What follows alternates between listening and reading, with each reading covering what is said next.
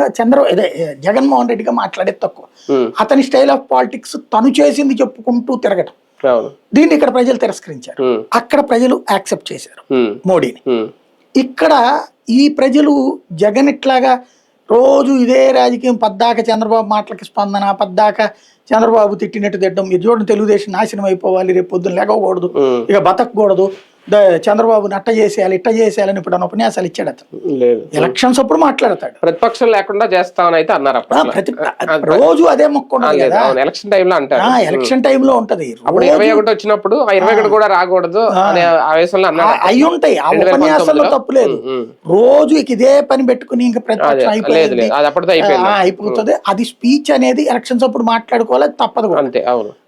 అంతే తప్పించి ప్రతిపక్ష స్థానం కూడా రాకుండా చేస్తామన్నారు కానీ ఉన్నోళ్ళని పీకేసి అని చెప్పాలి.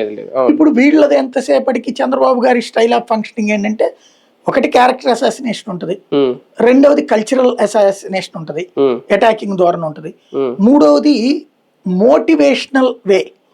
అంటే తమ నాయకుడు తమ కార్యకర్త ఏం మాట్లాడాలో పదే పదే తను మాట్లాడి అనిపిస్తాడు. అందులో భాగంగా వాళ్ళు అంటే నీ నోట్లోంచి నా మాట రావాలి, అది చంద్రబాబు స్టైల్ ఆఫ్ ఫంక్షనింగ్. ఎందుకంటే కార్యకర్తకి నువ్వు తిట్టరా అంటే తిట్టడం తెలియదు, ఏం తిట్టాలో తెలియదు. అదే కార్యకర్త నువ్వు ఇట్లా తిట్టు